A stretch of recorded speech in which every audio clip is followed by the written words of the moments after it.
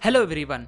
Napoleon Hill को one of the best author माना जाता है about self help books. Even उनकी बुक्स आज भी one of the best books में कंसीडर होती है और उन्हें अपने टाइम के one of the greatest philanthropist और इंडस्ट्रियलिस्ट एंड्रयू कार्नेगी को इंटरव्यू करने का मौका मिला। और during the interview Andrew Carnegie ने उनके सामने एक ऐसा ऑफर रखा जिसे वो ना नहीं कर पाए। जब वो उनका इंटरव्यू ले रहे थे तो एंड्रयू कार्नेगी ने कहा कि आने वाले टाइम में बहुत सारे लोग फेल होंगे, लेकिन सक्सेसफुल बनने के जो प्रिंसिपल हैं वो यूनिवर्सल है, मींस सेम है। सो इसके बजाय खुद ट्राई करके फेल होने से अच्छा है हम उन लोगों से सीख लें जो इसे पहले ही कर चुके हैं। तो मैं तुम्हें दुनिया के कुछ सक्सेसफुल लोगों से मिलवाऊंगा, उनसे बात करके उनका इंटरव्यू लेने में मदद करवाऊंगा और तुम उन सब में जो तुम्हें कॉमन लगे उनकी नॉलेज, उनकी विजडम को कंपाइल करके या इकट्ठा करके एक बुक बनाओ। लेकिन क्या तुम अपनी जिंदगी के 20 से भी ज्यादा साल इसको दे सकोगे? तो उन्होंने इस पे काफी सोचा और फिर हाँ कर दिया और आगे जाके उन्होंने ये बुक बनाई। आज जिस बुक की बात मैं आपके साथ कर रहा हूँ उस बुक में हिस्ट्री में कुछ सक्सेसफुल लोगों के इंटरव्यू की विजडम पड़ी है। सो ड्यूरिंग द टाइम उन्होंने बहुत अमेजिंग और सक्सेसफुल लोगों के इंटरव्यू लिए और उनमें से कुछ लोग हैं हेनरी फोर्ड, थॉमस एडिसन,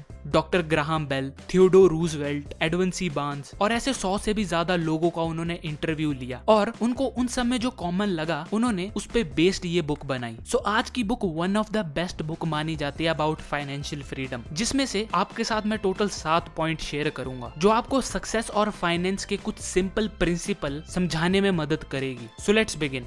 जिसमें सबसे पहला पॉइंट है having a burning desire. Author को ये सबसे कॉमन पॉइंट लगा जितने लोगों का भी उन्होंने इंटरव्यू लिया उन सब में सबसे कॉमन चीज थी एक बर्निंग डिजायर। मीन उनके पास एक रीजन था उस चीज को करने का। बजाय विश करने के you should have a strong burning desire. हम में से बहुत सारे लोग होते हैं जो कहते हैं कि काश ये चीज मेरे पास होती, काश वो चीज मेरे पास होती, काश मैं ये ले सकता, काश मैं वो ले सकता, एसेट्रा एसेट्रा। लेकिन बहुत कम लोग कहते हैं कि यार ये चीज मैं एक दिन जरूर लूंगा, और सिर्फ कहते ही नहीं है, वो उस चीज को बार बार रिपीट करते रहते हैं जिससे उन्हें अपने एम याद रहते हैं। इसी से यही डिफाइन होता है कि आपका जो डिजायर है वो कितना ज्यादा स्ट्रॉन्ग है, मींस आपको वो चीज कितनी बैडली चाहिए। डिजायर का अगर मैं आपको एग्जांपल दूं तो एडविन सी बार्न्स जब ऑरेंज न्यू जर्सी में ट्रेन से उतरे तो वो ये सोच के आए थे कि वो एक दिन एडिसन के बिजनेस पार्टनर जरूर बनेंगे। बेशक उनके पास उस वक्त कुछ नहीं था, लेकिन उनकी जो थिंकिंग थी, उनका जो माइंडसेट था वो एक किंग का था। उन्होंने ये नहीं सोचा कि मैं शायद ट्राई करूंगा बिजनेस पार्टनर बनने का, अगर नहीं हुआ तो मैं कुछ और कर लूंगा। उनका जो डिजायर था वो बहुत स्ट्रांगली था और ऐसा नहीं हुआ कि वो पहले दिन जाते ही एडिसन के बिजनेस पार्टनर बन गए। बिगिनिंग में तो वो सिर्फ एडिसन के ऑफिस में एक वर्कर थे, पर वो एडिसन के साथ काफी अरसे तक रहे और उनके इसी स्ट्रॉन्ग डिजायर ने उन्हें एक दिन एडिसन का बिजनेस पार्टनर बना ही दिया। इसके अलावा डिजायर पे ही आपको एक और अमेजिंग स्टोरी बताऊं। 1519 में हर्नर कॉर्टस पानी के रास्ते अपने दुश्मनों को हराने जा रहे थे ताकि वो उस लैंड को अक्वायर कर सके। तो वो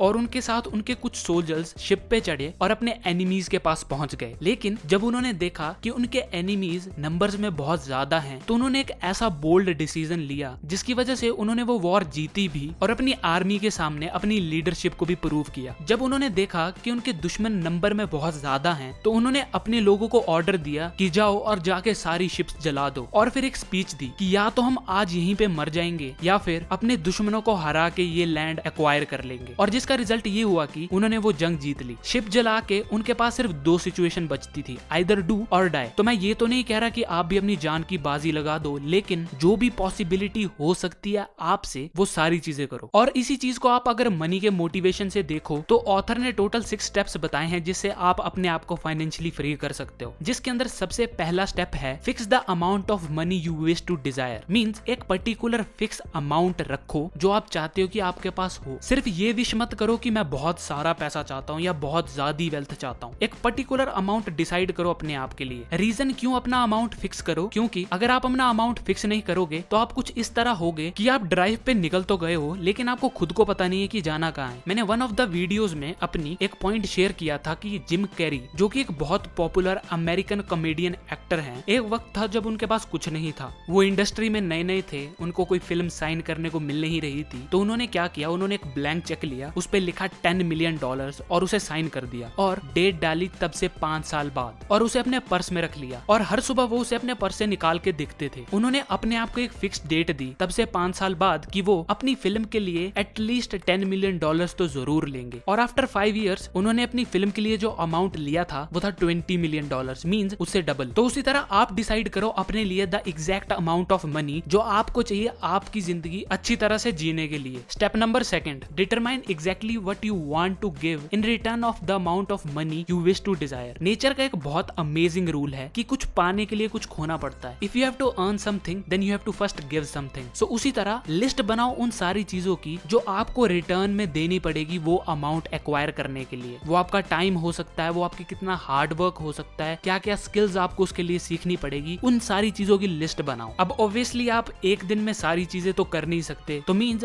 हर दिन आपको कोई कुछ ना कुछ ऐसी चीज करनी पड़ेगी जो आपको वो अमाउंट जो भी आपने डिसाइड करा है उसके पास ले जाए। सो मींस आपको कुछ ऐसी चीजें करनी पड़ेगी हर दिन अकॉर्डिंग टू यू जो आपको वो एक पर्टिकुलर अमाउंट तक ले जाए। Step number 3, fix a definite date when you intend to acquire that money. Means अपने आप को एक पर्टिकुलर डेट दो कि हाँ इस दिन तक मेरे पास इतना अमाउंट होगा या फिर मैं इतना अमाउंट कमा रहा होऊंगा। जैसे कि मैंने आपको अपने प्रीवियस एग्जांपल में बताया था, जिम कैरी ने अपने आप को 5 साल दिए थे कि हाँ 5 साल बाद मैं इतना अमाउंट चार्ज करूंगा अपनी फिल्म के लिए। Step number 4, create a plan. अब कोई भी प्लान परफेक्ट नहीं होता। मोस्ट ऑफ द टाइम लोग सिर्फ प्लानिंग करते रह जाते हैं और उसे एग्जीक्यूट नहीं करते। सच बात तो ये है कि आपको कोई भी चीज तब तक पता नहीं चलती जब तक आप उसे एग्जीक्यूट नहीं करते। एक बहुत अमेजिंग कोट है कि ideas are shit without execution. तो उसी तरह जरूरी नहीं है बिल्कुल परफेक्ट प्लान बनाना, एक रफ सा प्लान बनाओ और उसे एग्जीक्यूट करना शुरू कर दो और जो भी चेंजेस आपको करनी होंगी वो आपको बीच बीच में पता चलती जाएंगी। देखो आपके पास राइट नाउ कौन कौन से रिसोर्सेज हैं, किन किन चीजों को आप यूज कर सकते हो, उनके बेस पे मींस अपनी सिचुएशन के बेस पे प्लान बनाओ और एक बार जब आपका प्लान बन जाए तो फिर उसे एग्जीक्यूट करो। मोस्ट ऑफ द टाइम लोग एग्जीक्यूट नहीं करते just because they are going to fail. Step number 5, write down everything. उन सारे रिसोर्सेज की लिस्ट बनाओ जो आपको इस प्लान को एग्जीक्यूट करने के लिए चाहिए और अपनी करंट सिचुएशन को देख के बनाना। हम बहुत महंगी महंगी चीजें ऐड करते जाते हैं अपने लिस्ट में, अभी मत करो। जो भी आपके पास रिसोर्सेज पड़े हैं उनके बेस पे बनाओ, पर अपने आइडियाज को दिमाग से उतार के एक पेपर पे लिखो। क्यों? ऐसे करने से आप अपने आइडियाज को एक शेप दे रहे हो। ह्यूमन साइकोलॉजी के अकॉर्डिंग एक नॉर्मल ह्यूमन माइंड में पूरे दिन में मोर देन 50,000 से भी ज्यादा थॉट्स होते हैं। तो ऑब्वियसली हमारी मेमोरी इतनी शार्प तो है नहीं कि हम सारी चीजें याद रखें। तो आपको जो जो चीजें याद रखनी है उसे एक अलग से एक नोटबुक में बना के लिख दो। इवन आपको एक बहुत अमेजिंग फैक्ट बताऊं, रिचर्ड ब्रैनसन जो कि वर्जिनिटी ग्रुप कंपनी के चेयरमैन हैं, वो हमेशा अपने साथ एक नोटबुक और पेन लेके रखते हैं। क्यों? क्योंकि वो जानते हैं कि हमारे ब्रेन में मल्टीपल थॉट्स आते हैं, तो उनको जो भी चीज बेस्ट लगती है या फिर जो पॉइंट वो याद रखना चाहते हैं वो उसे उस नोटबुक में लिख देते हैं। Step number 6, read it 3 times a day. आपने जो भी अपने नोटबुक में लिखा है, जो भी प्लानिंग करी है, उसे एटलीस्ट दिन में 3 बार जरूर देखो, सुबह उठते, दोपहर में और सोने से पहले। रीजन, जिस चीज को आप मल्टीपल टाइम रिपीट करते रहोगे उसमें आप ऑटोमेटिकली परफेक्ट हो जाओगे। रीजन, वो चीज ऑलरेडी आपके सबकॉन्शियस माइंड में बैठ गई होती है। तो उसी तरह जो चीजें आप बार बार रिपीट करोगे वो ऑलरेडी आपके सबकॉन्शियस माइंड में बैठ जाएंगी। अगर आप रीड करना पसंद नहीं करते तो उसे उस जगह लगा दो जहां आप रोज सुबह उठते हो या फिर जहां पे आप अपना टाइम सबसे ज्यादा स्पेंड करते हो। उससे होगा क्या, वो सारी चीजें आपके ब्रेन के आसपास ही रहेंगी, आपकी आंखों के सामने ही रहेंगी। इससे आपको मेमोराइज करने की जरूरत नहीं है। ये थे वो 6 सब स्टेप्स ऑफ डिजायर। मींस अगर आप अपने डिजायर को और ज्यादा स्ट्रॉन्ग करना चाहते हो तो इन 6 स्टेप्स को रेगुलर फॉलो करो। रियलिटी है कि मैं भी इसे नहीं करता था, लेकिन जो चीज आप वाकई में करना चाहते हो उसे खुद अपने आप को बार बार रिमाइंड करवाओ। जब वो आपकी एक बार हैबिट बन जाए तो आपको उसको बार बार करने की जरूरत नहीं पड़ती। ये था point number 1। Point number 2, power of faith.